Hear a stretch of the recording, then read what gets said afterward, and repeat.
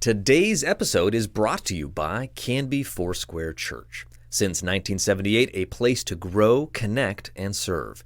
In-person services are back with some restrictions to help ensure everyone stays safe and healthy. For the latest, visit their website at canbyfoursquare.com.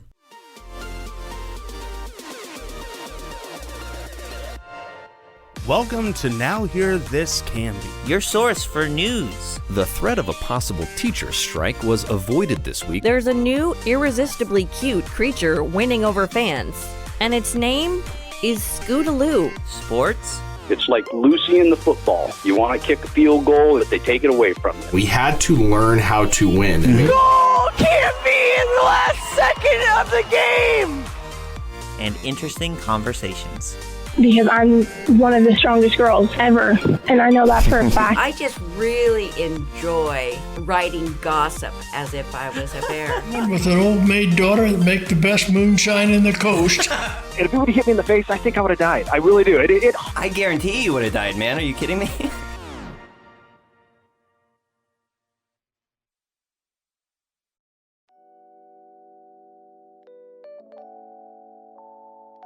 Welcome to the Now Hear This Canby podcast. Thanks for listening. I'm Martina Baker, and this is what's happening this week in our community. More than 2 weeks after the polls closed in the May 17th primary election, the Clackamas County Elections Office has yet to complete its initial tally of results, but it's very close. The county had fewer than 5,000 ballots left to count Tuesday morning after dozens of county employees took shifts copying defective ballots by hand over Memorial Day weekend. More than 3,600 of the remaining ballots still need to be duplicated. This year's count was delayed by a massive printing error that rendered the barcodes unreadable on about 2/3 of the ballots sent to the county's 306,000 registered voters. This meant the returns on marred ballots had to be hand duplicated onto clean ones, a Herculean task unprecedented in the state's history that has required hundreds of workers from Clackamas and neighboring counties, as well as the Oregon Secretary of State's office, to be deployed to the elections division over the past 2 weeks. The county released a brief statement on Tuesday morning announcing the majority of the ballot duplication work, which had begun Monday, May 23rd, was complete, and workers were turning their attention to processing military and overseas ballots, as well as the results of precinct committee person races.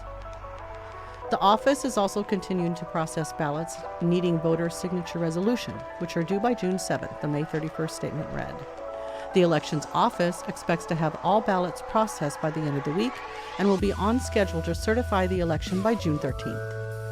Only one race, the 38th House District, remains too close to call.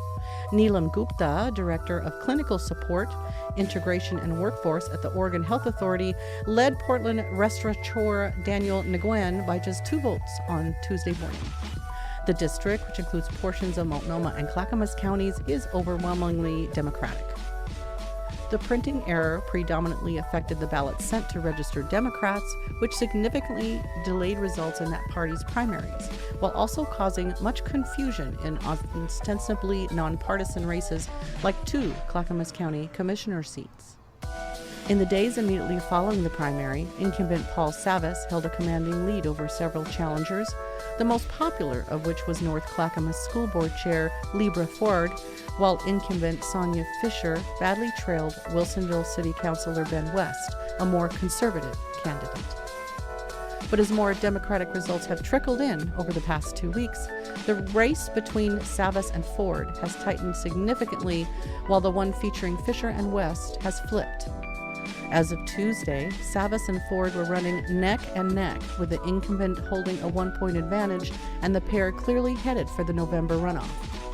Meanwhile, Fisher has recovered nicely, capturing 47.7% of the vote, though it appears unlikely she will make the 50% mark necessary to avoid her own runoff with West. All counties have until June 13th to certify the election.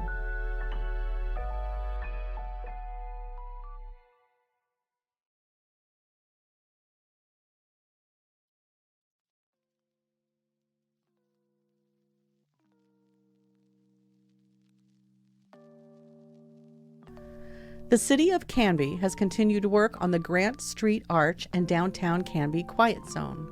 At the May 18th Canby City Council meeting, City Administrator Scott Archer provided an update to Mayor Brian Hodson and the Council regarding the Quiet Zone and Arch project.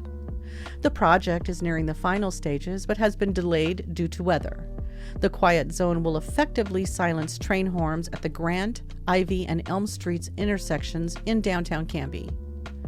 However, should a train operator identify a potentially hazardous situation or feel that increased safety is needed, the train can blow the horn. The Quiet Zone will be completed once the final safety striping and appropriate approvals from the railroad and ODOT are in place. That striping began during May 25th and is planned to continue dependent upon weather. The Grant Street Arch is receiving its finishing touches, such as the installation of the banner pulley system. The banner system will allow for the display of banners showcasing citywide events and community happenings. The Grant Street Arch is uplit by lights on both of the pillars that anchor the archway.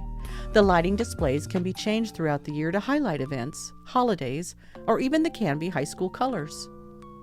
Additionally, the city is accepting recommendations from the Canby community for a time capsule that is proposed to be installed in the northwest pillar in the Grant Street Arch. The City of Canby will host a grand opening event once the construction is completed, and the approvals have been received for the Quiet Zone. The date of the grand opening is yet to be determined, but city staff anticipate it sometime this summer.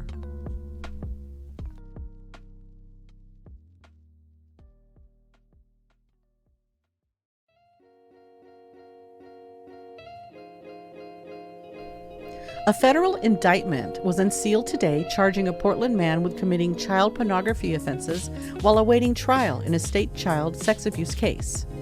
Rafael Alberto Whitfield, 33, has been charged with possession and distribution of child pornography. According to court documents, on February 8th of 2021, Whitfield was arrested after being indicted in Clackamas County Circus Court on 5 counts of first-degree sexual abuse for allegedly abusing a child under the age of 8. Whitfield posted bail and was released the next day.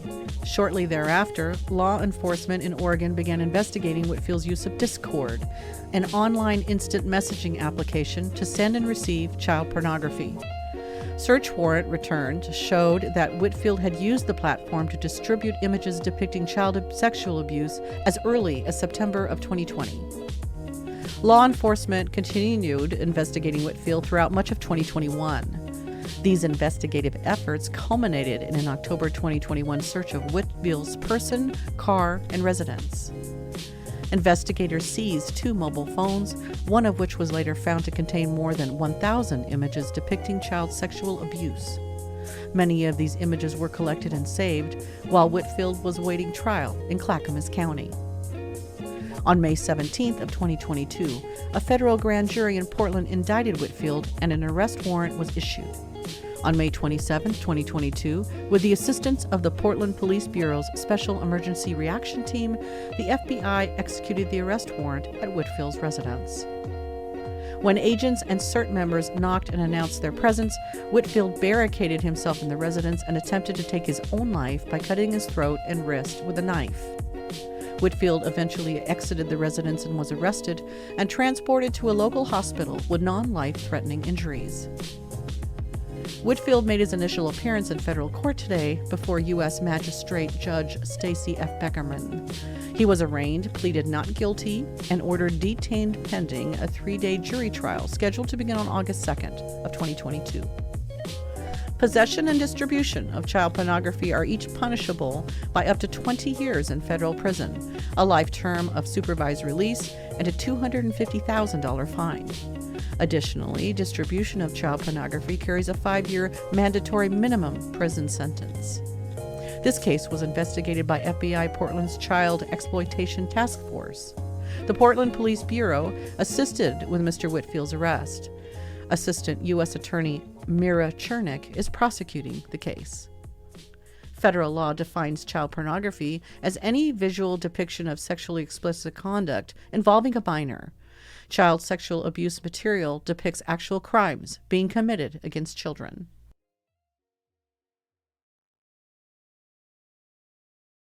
Cougar Country hometown sports coverage is brought to you by Reif and Hunsaker PC. When you need an attorney, turn to the firm that Canby has trusted for over 50 years. Call them today at 503-266-3456.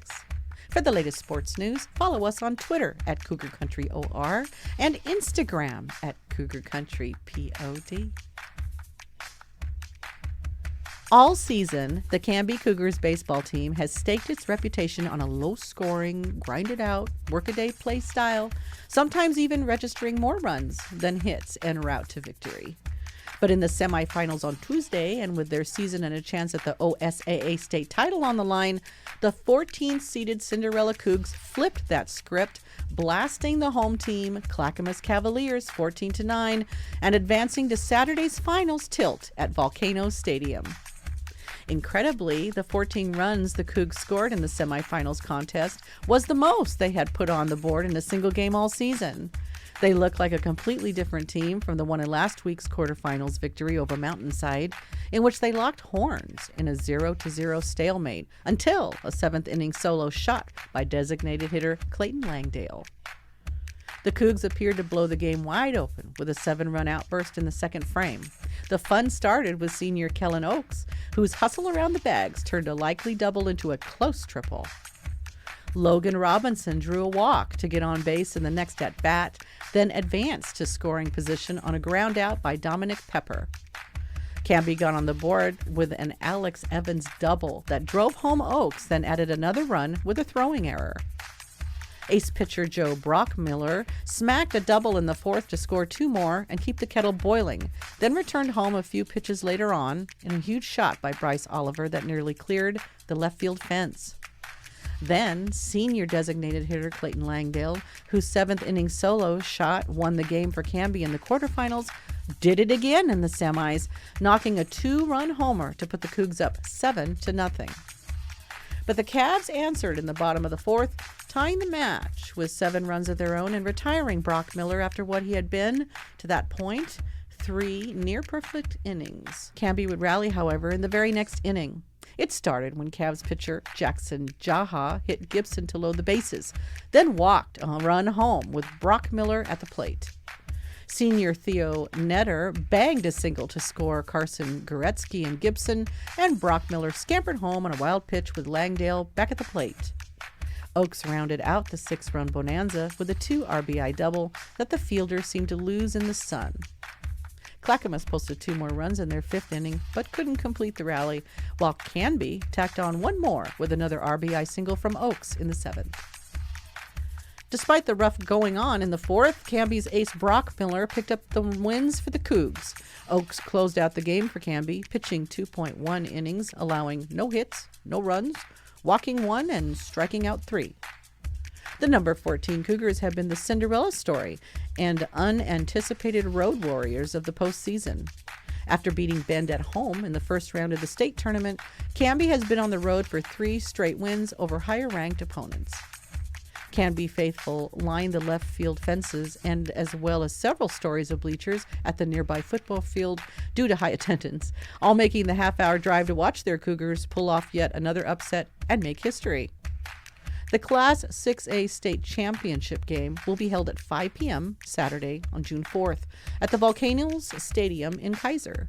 For tickets, visit osaa.org/tickets. It marks Canby's first trip to the finals of the state baseball finals in over 60 years, having lost to Seaside in the A-2 division in 1960 by a score of 4-0. The Cougs have never made it to the finals in the state's highest classification. The 4th-ranked West Linn Lions are much better acquainted with Volcano Stadium, having lost in the finals in 2015 and 2017. The Lions won the AAA, then the highest division, state title in 1978 and in 1982. League foes Canby and West Linn faced each other for a 3-game series in April, with the Lions taking 2, 0-3, 5-6, and Canby winning 1 at 2-1.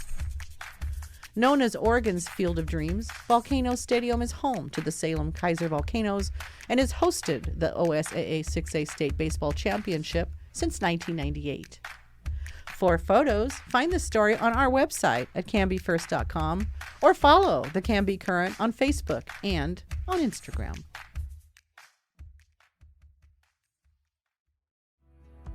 Hey, Tyler, read any good books lately? Yeah, actually, I'm reading a really good one right now. Awesome. What's it about? It's kind of complicated, but there's like these two kids with an absent parent, and then this mysterious stranger shows up with his sinister accomplices, and they just start wreaking havoc in their lives. I think it's like a Faustian metaphor. Wow, that sounds really dense. It is. Interesting, though. Who wrote it? You know, I think it's like a doctor, starts with like an S or something. Sos. Tyler, are you reading The Cat in the Hat? Yeah. I mean, I'm trying to. It's taken me like 2 months to get this far. Okay. Well, hey, whatever your interest or reading level, open the world of all things books at the Book Nook in downtown Canby. Yeah, guys, this local, independently owned and operated store is your one-stop shop for the latest releases and great deals on a huge variety of previously owned books, as well as games, art, and writing supplies and gifts. They also do book clubs and game nights if you're looking for some fun, healthy activities right here in Canby. And hey, you know, for you, Tyler, they have a really expansive selection of children's books. Oh, cool. Anyway, check them out on Facebook and Instagram, online at booknookcanby.com, or stop by 294 Northwest 2nd Avenue and let their friendly staff introduce you to your new favorite read. Hey, Frankie, why do you think I'd be interested in children's books? We'll talk about it later. Oh, okay.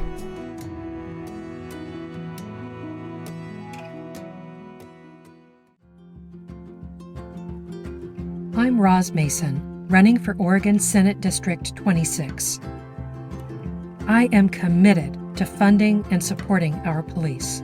I'm a licensed armed security officer in the state of Oregon and an active member of a police chaplain association. In the Mount Hood District, we know our communities require safety provided by the police. Law enforcement officers respond to many types of calls. Across the nation, police departments are adding cutting-edge programs that diversify 911 response, sending specially trained teams to mental health or addiction crises when needed. Security is an essential function of our government. Send me to Salem, and I will work to ensure our communities benefit from the most effective safety responses, which also keep our law enforcement officers safer. Paid for by Mason for Oregon 21968.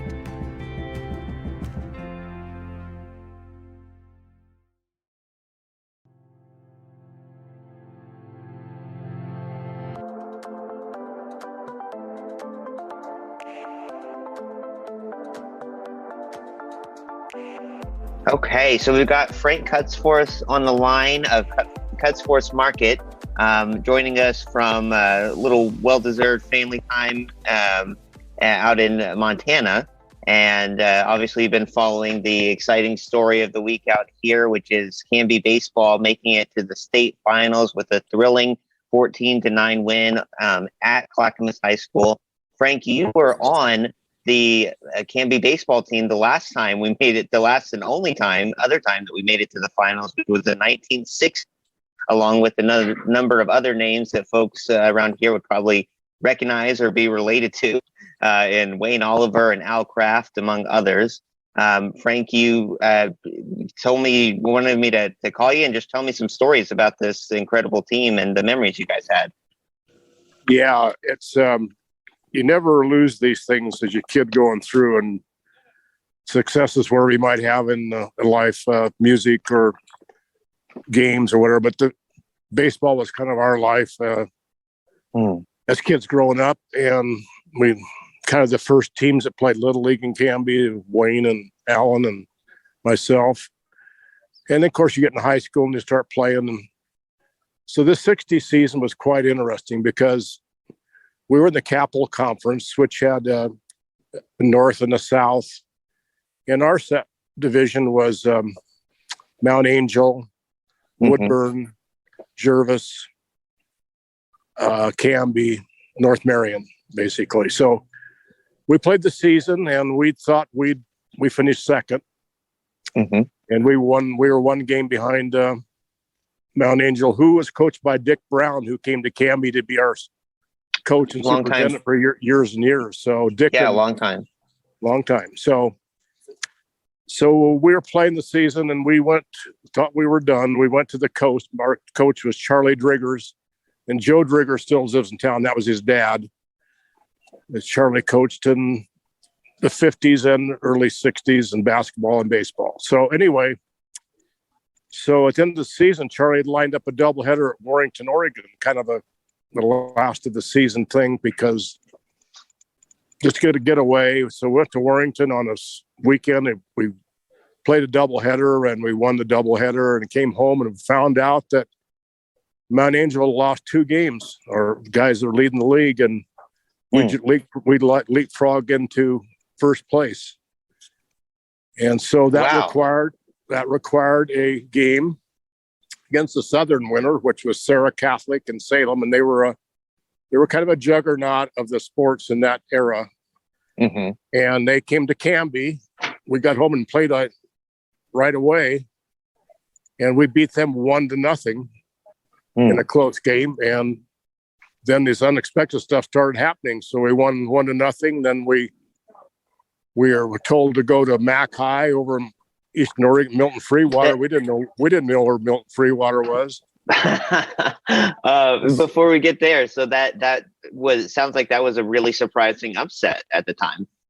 Yeah, we were probably not favored to win that game. Honestly, the next year, I don't want to get jumping the next year, but next year Sarah Catholic won state easily, and we lost in a 2-game playoff game with them, and they walk through the state tournament. They tend to run everybody, and we give them 2 really hard games to beat us. So we thought we were the second best team in the state in 61 also, but they didn't require teams to, if you didn't win your league, you didn't go anywhere. So, So anyway, we're jumping ahead too much here. So we're going back. We got win the game in Sarah Catholic, and then got to figure how to get to Milton Freewater, which is, I don't know, 350 or I still am not sure. Yeah, I'm still not sure where it is. I still am not sure where Milton Freewater. It's way over in Eastern Oregon, right? Yeah, it's east and north. It's by Walla Walla. Okay, across the border from Walla Walla. Yeah. So you guys are looking up maps and trying to find routes to get out there. This is before the internet, obviously. Right, and then travel. We didn't have a bus. We had to. They had to say.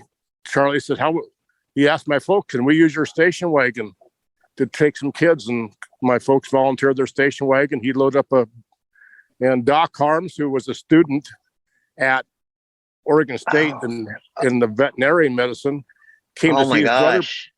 Came to watch his brother play. Jed was a senior. I was a junior.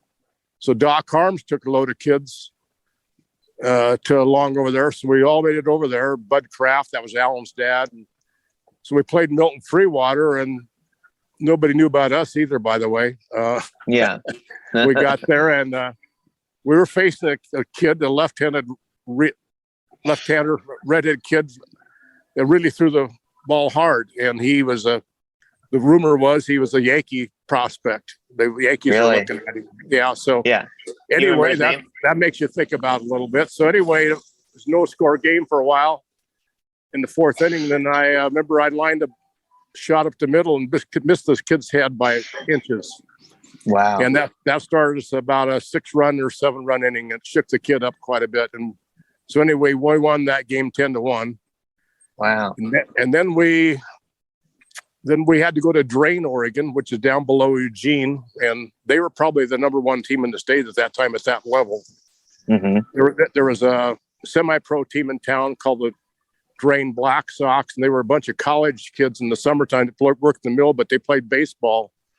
And so that town had that environment of baseball. It was really high caliber. So we went down to play those guys, and they didn't know who we were. And so you're the kid, the things, your eyes get pretty big and all that. But anyway, we beat them 2-0. And then that gave us the opportunity to go to the state final at the stadium in Portland, the Multnomah Stadium at that time. And we played Seaside, who came in from the other side, and they beat us 4-0. Yep. And that was our run, but you never forget that stuff. Yeah. Amazing. So again, a lot, obviously much has changed, but definitely some similarities to the run we're seeing today where, Canby came in, seeded 14th. Nobody really was watching them, expecting too much from them. Won their first game, which they were expected to, and then just started, road warrior, kind of traveling around the state, not quite as far as you guys did back there, but hitting all these favored teams in their home arenas, and upsetting them in different ways as well. Like you kind of said, right. We've had one kind of grinded out 1-0 win. This last one just yesterday was a really high scoring, kind of high octane type game. So definitely a lot of common threads there, which is interesting. Yeah, it is. Kind of unexpected, basically what we're saying here. And but kids, you just play and stuff happens, Yeah. Well, that's what I wanted to ask. Kind of, do you recall as players of that team what your mindset was going into some of these games where, like you say, they had never heard of you, weren't expecting anything from you? How did you, kind of keep that magic going like you did? I don't know. I just think we had some good ability. We had some really good players. Alan Kraft was he was kind of our best player, and he played center field and pitched. And his son, Ty Kraft, didn't know he pitched. About a month ago, I was talking to Ty in the store. He didn't know his dad pitched. His dad was really an incredible pitcher. You can't win the league. You can't win games with just one pitcher. So, right. Anyway, we were pretty good. I just look back, and we played after we finished high school. We played fast pitch softball together. We played slow pitch softball. We were always competitive. So we were a bunch of competitive guys. Yeah. And so we had a couple of kids or 3 kids from 91 area that played in our team that were really good players. So we just, honestly, looking back, you don't think about what your talent is exactly, we just didn't know who we didn't know how, we were pretty good. I just, yeah, obviously won some games. So, yeah, and I try to be humble about it. We never were unhumble. We just went out and played. So, yeah. Was it fun? Oh my goodness. I'm reliving this stuff now, Tyler, to be honest with you. JJ and I are texting just about every day on this stuff. Yeah. That guy started wishing him well that first game, and he texts back. And so we've been keep going on this stuff. It's going to just encourage him to have fun, because he won't ever forget this. Yeah, those kids will never forget this as long as they live. So I'm so happy for Coach Stolzig. He's coached Canby for 10 years. Had never won in the playoffs before. Now he's won 4 times and is looking at a possible state title. And he's just such an incredible, he's very humble. He's very just kind of goes about his work, not flashy or anything, but he's a great guy and seems to have a really great calming presence for these kids. Yeah, he is. There's no doubt. He gives the kids all the credit. I've been taking these texts, and he gives them a lot of credit. And it's not about him. It's about his kids and the run they're on. And it's pretty fun to listen to him talk. Yeah. So you've remained, obviously your playing days are a little bit behind you, not too far, but you've remained a big fan of Canby sports and Canby baseball in particular, it seems like, all these years. No doubt about it.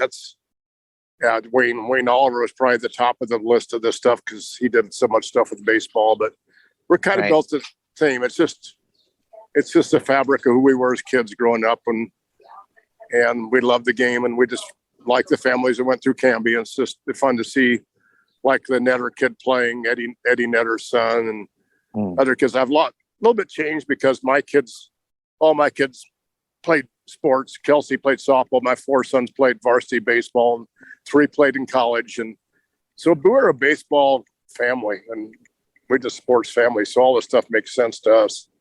Yeah, absolutely. I don't know how many, obviously, the real fans, the diehard fans know this, but the Canby baseball team wears Wayne Oliver's, a stylized version of Wayne Oliver's face on their on their uniforms. Obviously, Wayne Oliver Field named in his honor. So he remains a really big part of this team and kind of its heart and culture. Yep, no doubt about it. Wayne gave he gave everything he had to helping kids. That was so great. Yeah, absolutely. So will you be back in town for the championship game, or will you be watching from afar? I'm going to be watching from afar. We're still in Montana. I've got some guests coming in on Friday. Maybe I don't want to come back and jinx them. Right. Maybe this is the formula. Yeah, the Cutsworth family. Baseball people are awfully superstitious. Yeah, that's true. I saw on Facebook, Kelsey posted, you have a lucky rock or something. Yeah, and I started sharing that. The first game I went to in the playoffs, I text JJ about my rock because I coached a lot of the league, and I very superstitious. Everybody's got their little things, but I used to pick up rocks around the field and if they kept it going, and I just felt that's just baseball. And so I've had this rock that I picked up at the field. And I told JJ there's some wins in this rock, and so obviously there's more wins in this rock. We've been kidding about this rock for about 4 games now, so it's working. Amazing! So you picked this up on in the first round when that happened. Oh yeah, their first game they played, I had the rock, and I didn't hand it off to him. I just said I had this rock that's gonna help you. So picked it up in Canby, did you? Yeah, I picked up at the field, the back side of the field, behind the field. Yeah, so I'm going to pass that rock off to JJ when I get back. So we'll have to put it in a trophy case somewhere. Yeah, whatever might. We'll hope. Awesome. Great. Well, Frank, thank you so much for taking time out to talk. Really appreciate reminiscing with us. Love hearing stories of the old days, and just so thrilled to be watching history repeat itself here for the Canby baseball team. Yeah, my hope is they just play well and have fun. That's what I want to see you do. And if you see where it falls. Yeah. They'll be at Volcano Stadium. Have you been there before?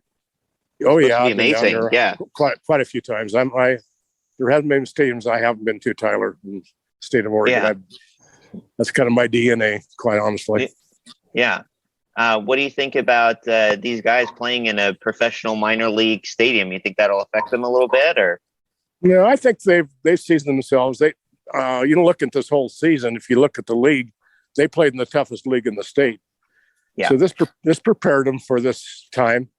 So they played West Lynn 3 times, and they played all his teams 3 times, and they were over 500, and they played a lot of close games. And they played good competition. It's not like they didn't play in a good league. They played in the best league in the state, and that's what's happening here. These kids are pretty good. Yeah. We have. As we're talking, I'm kind of going over some of my photos from yesterday, and obviously we talked about Wayne a lot. I don't know that we've mentioned Bryce Oliver is on this team, and a really big contributor for them. Right. He's not Wayne's family. I don't think he's another Oliver. Oh, is he? Okay. Ryan Oliver. Ryan is Wayne's son. Right. He has Maddox, and I think they have another son that's a freshman playing baseball, but this is a different Oliver family. So. Gotcha. Okay. I guess I just assumed they were related, but I didn't know for sure. No, I wasn't sure either, but that is the truth. I'm sure of that. Okay. Well, he's a really fun kid to watch anyway. He's really kind of their, in a lot of ways, their heart, I think, just the passion that he plays with. He's really fun to watch. But all right. Well, Frank, again, thanks so much for your time. Really great hearing from you. And hold on to that rock, please. Do not lose it. I've got it. I'm shining it up. All right. Sounds great. All right. Thanks, Frank. Bye-bye. Bye.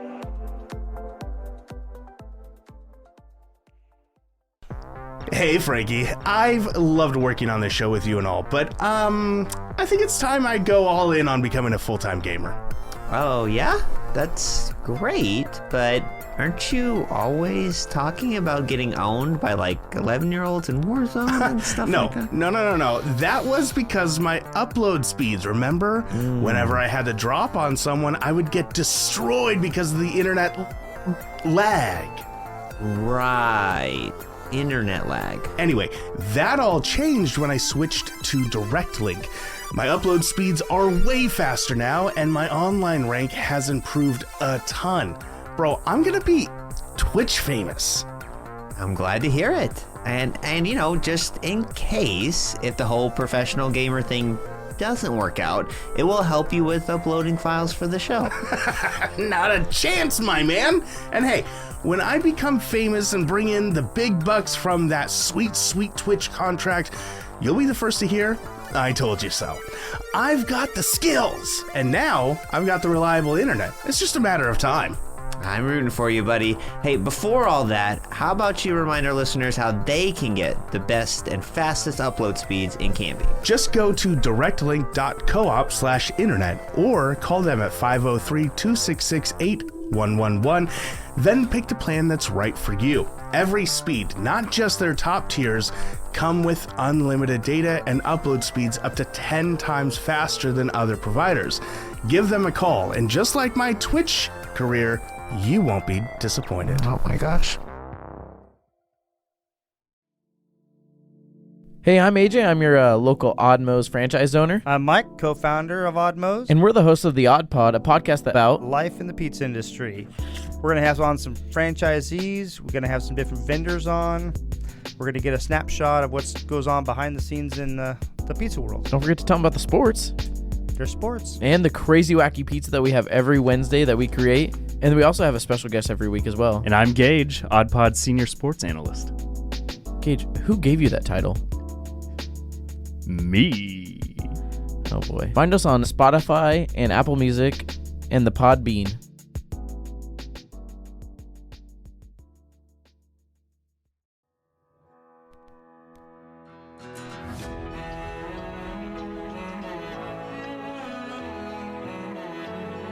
All right, we're here with Coach JJ Sosa. You guys just beat Clackamas in the semifinals of the OSAA state playoffs, 14-9. How are you feeling? It's great. Yeah. I feel really happy for the kids. They've earned it. They've worked their tails off, and they compete like crazy. So really fun for them. Yeah. Was this what you were expecting to see today? This was not your typical Canby win. Yeah. This was the complete opposite of last game where we won 1-0. Yeah, I was talking to one of the assistants. It's like, don't really expect the boat race, the high-scoring game in the semifinals. But, it's nice to know we can win one of these games.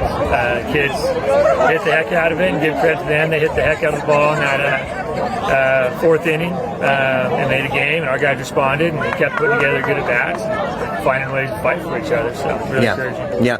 Were you feeling like they were coming in really amped up, like they might have some fire and put some runs on the board? I mean, our guys are amped up all the time. Yeah. And, this group competes. So there's no doubt, obviously we always want to put up runs. Sometimes just, you have a day like this and you just run with it and feeds off to other guys. Yeah. So, great. Yeah. Again, we talked about the senior core that is the core of this team. You've coached and known a lot of these guys for years. How proud are you of them to see what they're doing now? Yeah, it's always possible. Going back when they're younger and just watching those guys.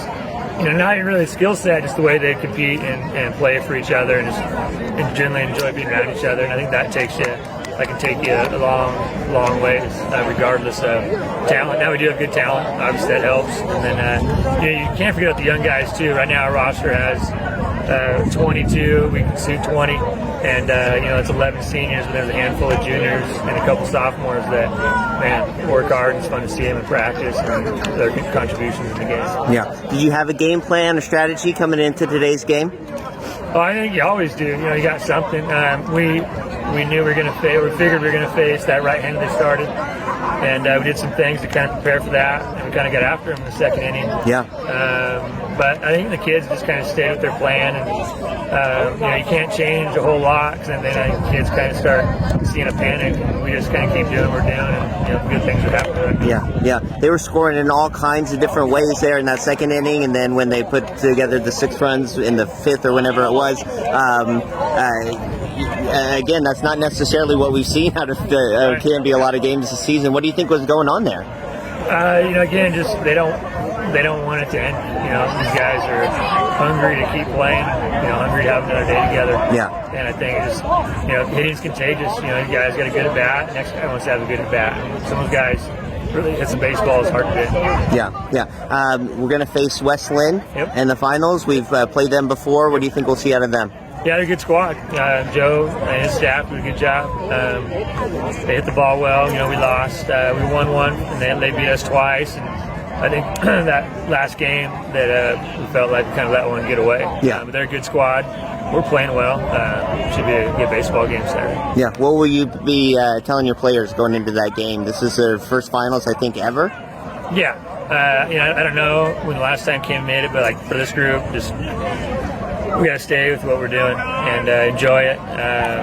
You never know when you get one of these again, and just don't make it bigger. But it is still baseball when it comes down to it. Have fun with it and see what happens. Yeah, absolutely. Congrats, Coach. Yeah, Thanks. Thank you.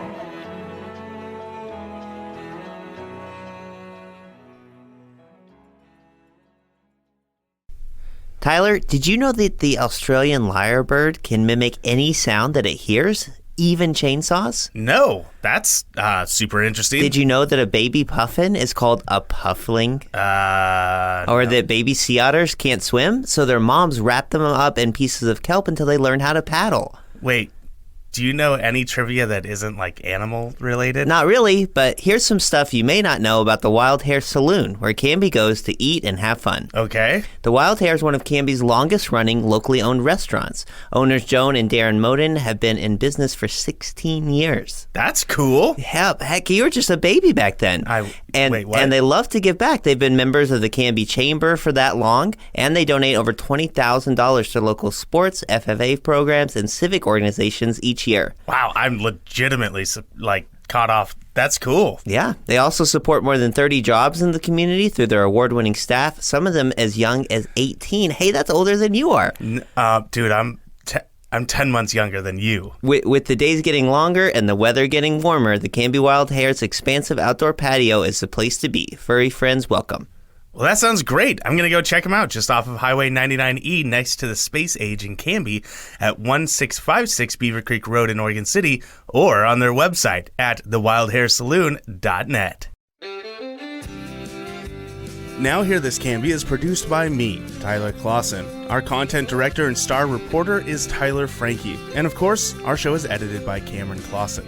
We also feature the vocal talents of Joy Struby and James Walden, so a round of applause to them.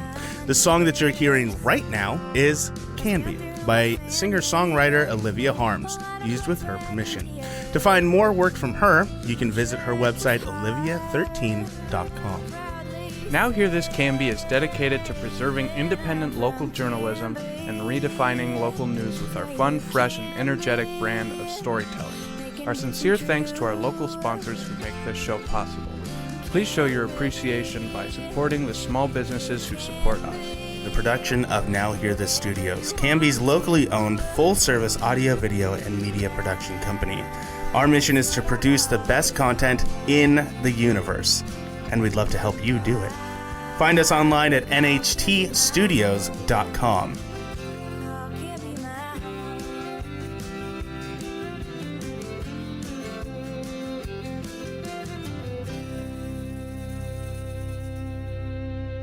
I will take a motion to adjourn. I just moved it. I didn't even ask for it, though.